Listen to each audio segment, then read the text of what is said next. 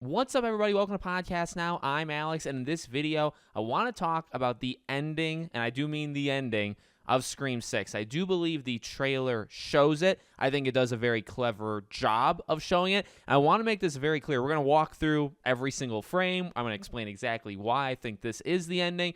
But I do want to say, just for a general thing, for people that say, oh, you're ruining the movie, or are you going to blame the trailer for spoiling it? I want to make it clear, I'm not going to blame the trailer for anything. They do show a death in the Red Band trailer, so that's just a flat-out thing. But something like this, what we're about to talk about in this video, this is on us. This is on the investigators. This is on people looking at every single shot and determining clothing and where the people are and all that. That's on us. So I think the trailer is a really well-done trailer. I just want to kind of make that very clear. I'm going to dissect it. We're going to figure out that they did show us the ending, but I want to just make it clear that it's not the trailer's fault, if that makes any sense. All right, so what I'm talking about here is right after Sam is talking about the darkness, within her that followed her there to New York.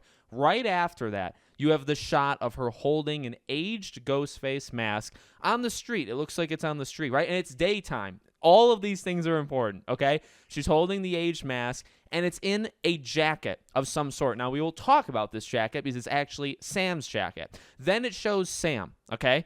And now you have to look at a couple things, actually, from both those shots. So it shows Ghostface's mask, and then it shows Sam. Both those shots are important. So if we look just at Ghostface's mask first, well, there's two things you have to look at. Number one, it's the aged mask. Now, the aged mask, I'm going to say it with high confidence, it's Billy's mask. Okay, I think everything is leading to Billy. Obviously, the Sam-Billy connection. Billy's robe is the center robe in the glass. Nobody else's is.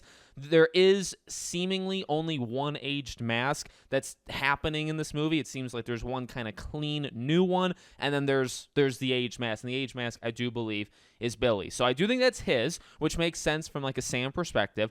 And then it's wrapped in, it looks almost like, if you look at it really quickly, right, if the scene is just playing, it looks like a bag. Like, it looks like she got it out of like some duffel bag, something. But if you look at it, it's actually a jacket, and you see the inside color of it. Now, if we go to the Entertainment Weekly picture that we got the day before this trailer, we see Sam and Tara outside at night, right? There's cops around them. I think that's probably right after the bodega, the convenience store thing, right? They run out of it. They're sweating. They're pantsing. They just, they had a close call there.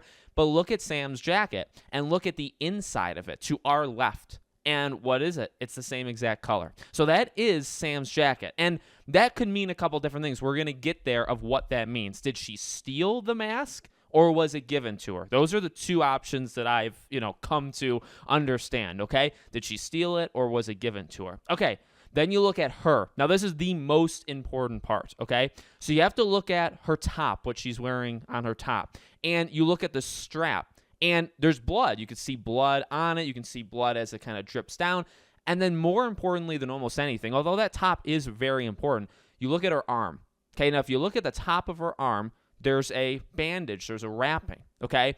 All right, so now we have to figure out where this scene takes place. Now, again, this is on us. This is why it is a spoiler, but it's self-inflicted. We did it to ourselves, and I think that's fine. This is fun. I'm having fun here. Believe that or not believe that. I'm just kidding. No. Okay, so you had that happen. Now, where does that happen in the movie? Well, you have a couple scenes that you can actually reference. So one scene is when it looks like Sam and Tara are surrounded by Ghostface. Sam is looking off into her ghost, and you can see Sam, and you can see kind of her ghost face that she's facing. You also see Tara. Tara is kind of like the center of that frame, and Tara looks terrified. Now, maybe her killer has revealed themselves, and Tara cannot believe it, right? Or maybe it's just they both have a ghost face that's staring them down. They're back to back. They have nowhere to run. They're terrified, right? I get it. I understand.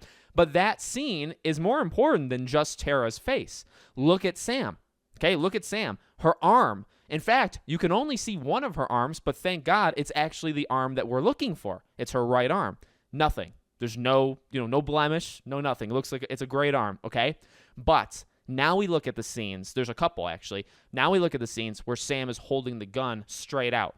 And then that's part of the scene. Obviously, the order is going to be changed, but that's part of the scene where she's smiling and she does the head turn kind of like Ghostface. There's also another scene where she's holding Tara, right? Again, everybody looks at the Tara, oh, why is Tara smirking, which we'll talk about that actually in tomorrow's video. But you look at that scene, and the first scene is the hands holding each other. Well, look at Sam's hand, right? Because Sam's arm, I suppose, right? That's the one that's the higher up one. It's bloody. There's blood dripping down it. But again, go back to where she's holding the gun out. Look at the arm, and it's the perfect angle. It's the perfect arm. That is the right arm. Look at her holding it up. There's a cut.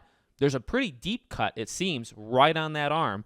And then there's blood kind of dripping out from it. So what does that all mean? I'm taking a leap, I guess. But to be flat out honest with you, I don't think it is one, because we imagine the theater and then the shrine kind of back to back. That is the final act of the movie. Tara, whether she's falling or being pulled up, there's obviously some discrepancies there. Sam getting flung from the balcony, you're at the second floor thing. That's the end. I mean, that not the ending. It's not the final scene. It is the last, 30 minutes of the film, right? You got that, and you also have the shrine thing, which I do think is where the projector is playing. I do think it's where Sam is holding her arm out. I think it's where she says, you came for me, or you're coming for me, or whatever. All that stuff, that is the final act. That's the stew house, of Scream 6. So what does all of that have to do with, what I claim to be the ending? Well, she's bandaged on that arm. So there's literally no way that can happen unless it's after all that other stuff. Originally, I thought maybe she gets, scraped by the shotgun. Maybe Ghostface fires a shot and, she doesn't get, nailed with it directly. Maybe part of it kind of, scrapes her arm.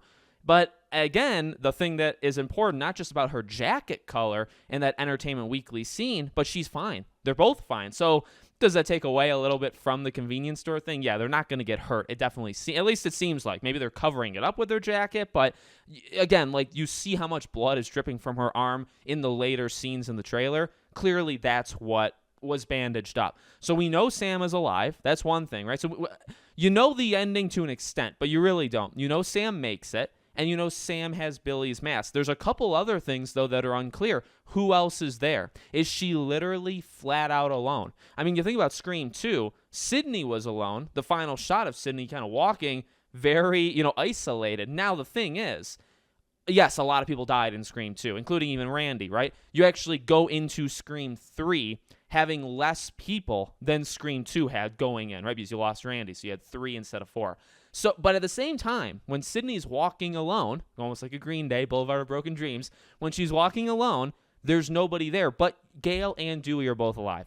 So just because Sam is there, she's giving that look to the Ghostface mask, doesn't mean Tara is not down the street. Doesn't mean Mindy didn't make it. Doesn't mean Kirby, right? There could be other people. So it's very hard to determine if she is and I doubt it. I doubt she is the only living survivor from Scream 6. Literally everybody dies. The other 13 cast members die, including Gale, Kirby, Tara, Mindy, all of them. And then Sam's the only one. So that's one thing. But the biggest thing is, well, if that's the end scene, or at least if that's a scene that comes after the final act. So it's in the same time period where you're only working with a few minutes, like in 5, when everybody comes, the paramedics are coming, Tara gets taken to the hospital, Sam goes with, but first she talks to Gale and Sidney. That's like a 4-minute, a really quick, it's a goodbye. Everybody's kind of saying their last words, and then they go. This scene where she's holding the mask is most likely, most definitely, whatever you want to say, it's that version for this movie. You got the final act, you got everybody kind of picking up the pieces, right, putting them in new places, and this happens as part of it. It's maybe not the last scene of the film, although it could be. It could be. You look at Ghostface, you look at the mask, you look at Sam, and it cuts. Then it goes to Ghostface, quick little cut of Ghostface, and then it does the credits. It could do that. Doesn't have to, but it could. So what does it mean? Well, again, there's only 2 options. She either stole that mask after the events of the shrine, the ending, people died, all that stuff, and then she took the mask with her, which is very possible, because then it's still, because we don't know how crazy she's going to get in that thing, right? Does she channel Billy again, and does she go nuts? In fact, her smile and her head turn tells me she, almost like a possession kind of thing, she kind of does. So I do think she's going to give in. Now, will that disappear again? Does the mask represent that that's still going to be with you going into 7? I think that's possible. I want to say it's likely, but I also like the other idea. The other idea is that there's actually somebody left. So whether it be somebody survives their wounds from the final fight, right? So like Ghostface, maybe they survive their wounds, or there's another Ghostface. The age-old theory that, in fact, I kind of floated this out a few weeks ago. You have everything play out, but there's say there's 2, but you have a third Ghostface that we're not aware of, or maybe we are. It could be either or. And they survive. They don't even take part in the monologue. They don't reveal themselves. They are the Kieran of the Scream TV series, right, of season 1. He's a killer, but he doesn't participate in really the entire ending. But let's just say, like the monologue and stuff, he stays quiet. So could they do that here? It's possible. And so in that way, if you go down that theory, she's almost like mailed the mask. Now, it seems like she finds it on the street. So it would be, I'm joking with like the air mailing it thing, but it's kind of like they place it there on purpose, right? Somebody survives, or they killed 2, but there's actually a third. Whether we know who the third is or not, there is one.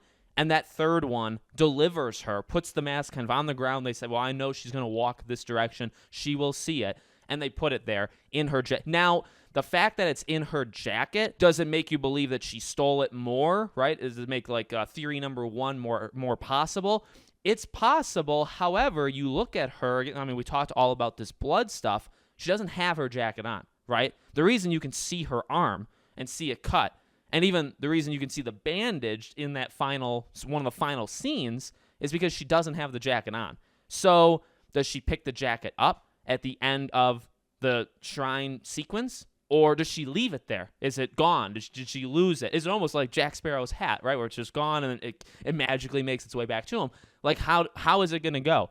There's 2 ways. You can't definitively say, but one thing you can definitively say, because of the bandage, because of its exact placement, because of what happens to that arm, you can definitely say that that is part of the final part, not the final act. It's part of the last like 5 minutes of this movie, which is really exciting. And again, I don't blame the movie. None of that stuff applies. This is all on me. This is all on the other detectives. I mean, I had help figuring this stuff out as well, so it's on us. So let me know what you guys think in the comments. Make sure you guys are subscribed, bell icon turned on, and I'll see you all on the next one.